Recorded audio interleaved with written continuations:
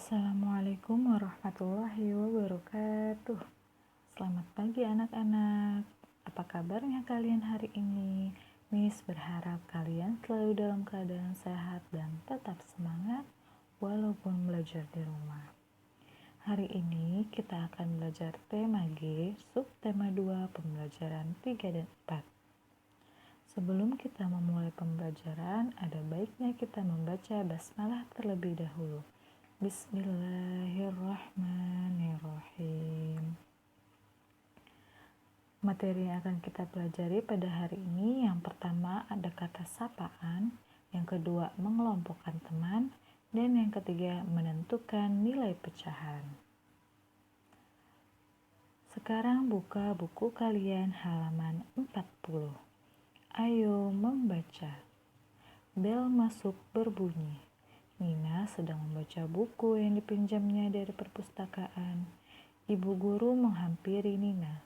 Coba perhatikan kalimat yang mereka ucapkan. Dilihat pada gambar. Selamat pagi Nina, apa yang sedang kamu baca? Selamat pagi Bu, saya sedang membaca fabel Bu Guru. Nah, kamu sudah pernah belajar berbagai jenis kalimat dan kata. Jenis kalimat atau kata apakah yang terdapat pada percakapan? Iya, betul. Jenis kalimat atau kata yang terdapat pada percakapan adalah kata sapaan. Kita lanjutkan masih pada halaman 40. Ayo berdiskusi. Ibu guru mendukung kegemaran membaca Nina. Ibu guru berkata bahwa membaca sangat bermanfaat. Banyak pesan baik yang Nina dapat saat membaca fabel. Misalnya pesan tentang hidup rukun dan kerjasama. Sifat tokoh yang baik juga dapat ditiru. Nina jadi teringat cerita ulat bulu dan kupu-kupu yang ia baca. Tokoh ulat bulu dan kupu-kupu saling menyapa. Mereka menggunakan kata sapaan. Kata sapaan adalah kata yang digunakan untuk menegur orang yang diajak berbicara. Berikut contoh kata sapaan. Yang pertama yaitu nama diri, seperti Nina, Adi, dan Deli. Atau nama-nama orang yang lain, misalnya namanya Mary, Johnny. Nah, itu adalah nama diri. Yang kedua, panggilan dalam keluarga, seperti ayah, ibu, paman, adik, dan kakak. Yang ketiga, sebutan seseorang, seperti tuan, nona, dan nyonya. Nah, sekarang lihat pada halaman 41. Ayo lihat contoh percakapan ulat bulu dan kupu-kupu berikut. Perhatikan kata sapaan yang digarisbawahi. Maafkan aku, temanku. Aku tidak seharusnya mengolok-olokmu. Lalu yang kedua, hai kupu-kupu yang cantik. Aku makan agar tubuhku menjadi sehat. Ulat bulu dan kupu-kupu menggunakan kata sapaan. Kata sapaan yang diucapkan ulat bulu yaitu kupu-kupu yang cantik. Kata sapaan yang digunakan atau diucapkan oleh kupu-kupu yaitu temanku. Nah, sekarang coba lihat pada halaman 41. Coba bacalah kutipan fabel di bawah ini. Setelah itu, tentukan kata-kata sapaannya. Hei sapi, kamu telah menginjak teman-temanku, ucap Koko. Kata sapaan yang diucapkan Koko adalah sapi. Yang kedua, maafkan aku kawan-kawan, aku tidak melihat ada kata kecil, jawab sapi. Kata sapaan yang diucapkan sapi adalah kawan-kawan. Lalu yang ketiga, "Hei ayam, sudahkah kau mendengar berita bagus itu?" tanya sang rubah dengan bersemangat.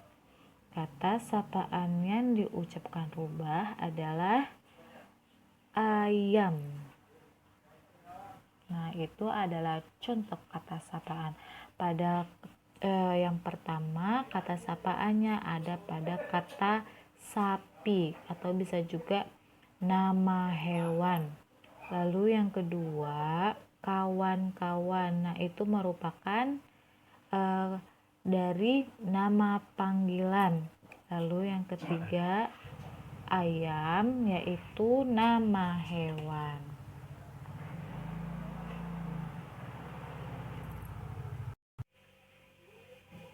Sekarang buka buku kalian halaman 42. Ayo mengamati. Nah, di sini kamu sudah membentuk kelompok dengan teman-temanmu. Siapa sajakah anggota kelompokmu? Apakah di kelompokmu ada anggota putra dan putri? Nah, di sini Miss sudah menuliskan nama anggota kelompok putra, yaitu ada Made, Tony, dan Joni. Sedangkan nama anggota kelompok putri yaitu Lani, Nina, dan Mary. Nah, di sini ada pertanyaan, bagaimana sikapmu terhadap teman-temanmu? Nah, sikap kita ketika sedang melakukan diskusi terhadap teman-teman yaitu harus saling menghargai, bekerja sama, dan tidak membeda-bedakan. Jika ada perbedaan pendapat, kita harus saling menghargai. Nah, ketika berdiskusi, kita harus bekerja sama, harus ikut menyumbangkan pendapat. Lalu yang ketiga, tidak membeda-bedakan. Kita tidak boleh memilih teman, tidak boleh pilih-pilih teman ya. Sekarang buka buku kalian halaman 43. Ayo mengamati. Di kelas, Nina berdiskusi dengan teman-teman. Perhatikan anggota kelompok Nina pada gambar berikut. Pada gambar terdapat 2 siswa perempuan dan 1 siswa laki-laki. Pecahan juga merupakan bagian dari keseluruhan. Keseluruhan anggota kelompok ada 3. Ada 1 siswa putra dan 2 siswa perempuan. Jadi ada 3 siswa seluruhnya. Jadi banyak siswa putra di kelompok Nina dapat dinyatakan dengan pecahan 1/3. Satunya itu adalah siswa putra sebagai pembilang dan semua siswa yaitu jumlahnya 3 sebagai penyebut. Nah, sekarang coba tentukan pecahan yang menyatakan banyak siswa putri pada setiap gambar. Pada setiap kelompok berikut. Pada gambar yang pertama, banyak siswa putri dapat dinyatakan dengan pecahan. Nah, sekarang kita lihat siswa perempuannya atau siswa putri ada berapa? Ada 1, sedangkan jumlah seluruh siswanya ada 2. Jadi 1/2. 1 sebagai pembilang yaitu siswa putri dan 2 adalah jumlah seluruhnya. Lalu pada gambar yang kedua, banyak siswa putri dapat dinyatakan dengan pecahan. Nah, kita tentukan dulu. Siswa putri ada 1, yaitu sebagai pembilang kita tulis di atas. Dan kita hitung jumlah keseluruhan siswanya ada berapa? Ada 1, 2, 3, dan 4. Nah, 4-nya kita tulis di bawah sebagai penyebut. Jadi dapat dinyatakan dengan pecahan 1/4. Sudah mengerti anak-anak? Nah, sekarang kita lanjutkan pada halaman 45. Ayo mengamati. Amatilah gambar di samping. Nina dan teman-teman bermain peran bersama. Pernahkah kamu melakukan kegiatan seperti Nina dan teman-teman? Nah, contohnya di sini Nina sebagai kura-kura dan juga temannya sebagai kelinci. Di sini Nina berkata, "Aku terima tantanganmu, kelinci. Baiklah, kura-kura." Nah, di sini terdapat percakapan antara kelinci dan kura-kura yang diperankan oleh Nina dan temannya. Sekarang kita lanjutkan pada Ayo Berdiskusi, masih pada halaman 45.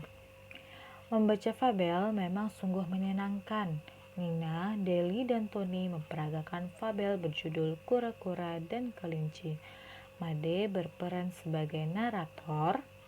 Narator membacakan jalan cerita. Bacalah percakapan mereka di bawah ini. Kura-kura dan kelinci. Di sebuah hutan, hewan-hewan hidup dengan rukun. Namun ada hewan yang sombong, yaitu kelinci. Kelinci sombong karena merasa dapat berlari paling cepat. Hewan yang lain tidak suka kepada kelinci karena kesombongannya. Pada suatu hari, kelinci menantang semua hewan yang ada di hutan untuk berlomba lari. Kelinci, "Hei, kalian semua, siapa yang berani lomba lari melawanku?" Kata gajah, "Kelinci sombong, tidak bosankah kamu bertingkah seperti itu?" Kelinci, "Hahaha, kamu tidak berani lomba lari denganku, gajah. Tidak ada yang bisa menandingi kecepatan lariku." Kata kura-kura, "Dapatkah kamu menghargai hewan lainnya, kelinci?" Kata kelinci, "Kura-kura, jalanmu sangat pelan. Kapan kamu sampai ke tujuan? Hahaha." Kata kura-kura, "Memang seperti ini aku berjalan. Apa kamu merasa terganggu?" Kata kelinci, "Aku ingin menantangmu lomba lari. Tetapi aku tahu kamu pasti menolak dan mengaku kehebatanku seperti hewan-hewan lainnya." Kata kura-kura, "Baiklah kelinci, aku terima tantanganmu." Kelinci, "Bagus, besok siang aku tunggu kamu di lapangan." Pada dialog yang kedua, keesokan harinya kelinci datang ke lapangan. Di sana para hewan telah berkumpul. Kelinci meminta gajah untuk jadi wasit di pertandingan lari. Kata kelinci, "Kamu sudah siap kalah, kura-kura? Kamu lari dulu saja, nanti aku menyusul." Kata kura-kura, "Aku akan berusaha semampuku, kelinci." Kata gajah, "Siapa yang lebih dulu melewati garis ini, dia menjadi juaranya. 1, 2, 3, mulai!" Kelinci berlari cepat, sedangkan kura-kura hanya berjalan pelan. Hewan-hewan pun memberi semangat kepada kura-kura. Mereka mendukung kura-kura untuk menang. Tidak lama, kelinci sudah tak tampak lagi. Ia berlari dan terus berlari. Namun di tengah jalan, kelinci tersandung batu dan terlempar ke semak-semak lalu pingsan. Kura-kura pun masih terus berjalan. Kura-kura, "Mungkin kelinci sudah sampai garis finish sekarang." Garis finish sudah terlihat. Kura-kura terus berjalan hingga mencapai garis finish. Hewan-hewan pun bersorak gembira karena kura-kura memenangkan perlombaan itu. Namun, kura-kura heran karena kelinci belum sampai garis finish. Kata kura-kura, "Gajah, di mana kelinci?" Kata gajah, "Aku tidak tahu, kura-kura. Dia belum melewati garis finish." Dari kejauhan terlihat kelinci berlari pelan. Kakinya terluka karena tersandung batu. Kelinci pun tertunduk malu. Kata kura-kura, "Kamu tidak apa-apa, kelinci." Kelinci, Aku baik-baik saja, kura-kura. Aku minta maaf atas sikapku yang sombong selama ini. Kata kura-kura, tidak apa-apa kelinci, kami senang kamu sudah sadar sekarang. Akhirnya kelinci menyesali semua kesombongannya. Para hewan pun memaafkan kelinci. Kini mereka semua berteman baik. Nah, dari cerita kura-kura dan kelinci, kalian dapat mendapatkan pesan yang baik dari ceritanya, yaitu kita tidak boleh sombong. Lalu yang kedua, kita tidak boleh mudah menyerah, harus terus berusaha. Nah, di sini juga terdapat kata sapaan. Nah, contohnya kita lihat pada dialog di sini. Gajah, di mana kelinci? Nah, di sini kura-kura mengajak berbicara gajah. Jadi kata sapaannya adalah gajah. Nah, ada lagi kura-kura berbicara pada kelinci.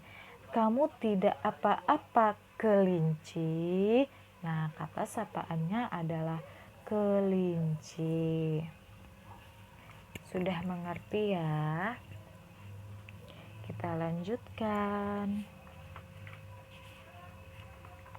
Pada halaman 48. Ayo berdiskusi. Nina dan teman-teman bermain peran bersama. Ada Deli, Tony, dan juga Made. Mereka berasal dari suku bangsa yang berbeda.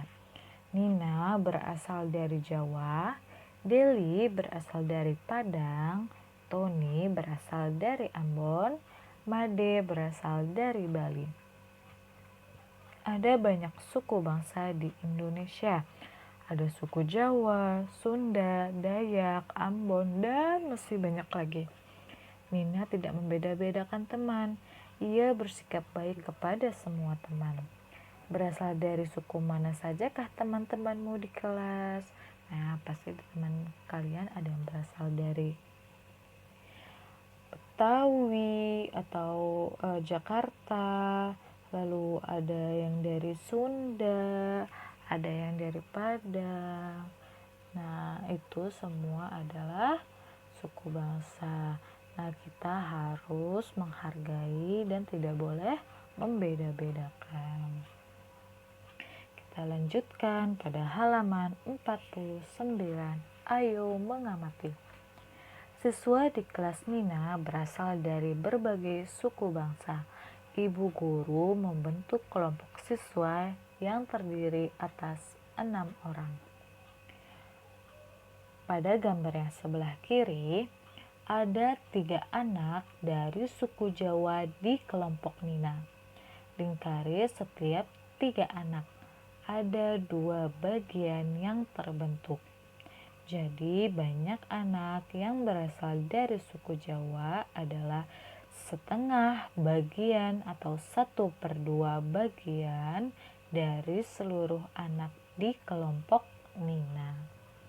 Nah, satunya adalah yaitu suku Jawa dan duanya adalah 2 kelompok yang terbentuk. Lalu yang kedua, ada 2 anak dari suku Ambon di kelompok Tony. Lingkari setiap 2 anak. Nah, dari 6 anak tersebut kita lingkari 2 anak, 2 anak, 2 anak sehingga ada 3 bagian yang terbentuk. Nah, banyak anak yang berasal dari suku Ambon yaitu 1/3 bagian dari seluruh anak di kelompok Tony. Satunya itu adalah suku Ambon dan yang tiganya atau penyebutnya adalah kelompok dari yang terbentuk, yaitu ada 3 suku di sini. Jadi ditulis 1/3 bagian dari seluruh anak di kelompok Tony. Nah, di sini Miss berikan contoh. Warnailah gambar sesuai pecahan yang diminta. Nah, di sini terdapat ada 1, 2, 3, 4, 5, 6, 7, 8. Ada 8 segitiga. Nah, di sini diminta 1/2 dari 8 segitiga. Nah, satunya itu sebagai pembilang dan duanya adalah sebagai penyebut. Bagaimana kita tahu setengah itu ada berapa dari 8 atau 1/2 dari 8? Caranya adalah yang pertama, hitung seluruh jumlah segitiga, yaitu 8. Nah, hitung 1/2 dari 8 segitiga, atau bagi 8 segitiga menjadi 2 bagian sama banyak, karena penyebut menunjukkan angka 2. Nah, jadi caranya adalah seluruh segitiga dibagi dengan angka penyebutnya, yaitu 8 dibagi 2, hasilnya adalah 4 segitiga. Jadi kita warnai 4 segitigaan. 4 segitiga ini adalah 1/2 bagian dari 8 segitiga. Sudah mengerti ya?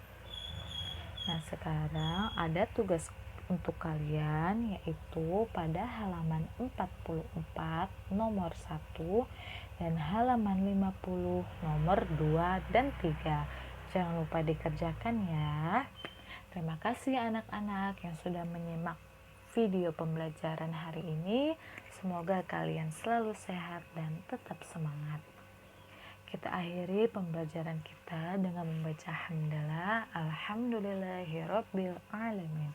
Wassalamualaikum warahmatullahi wabarakatuh.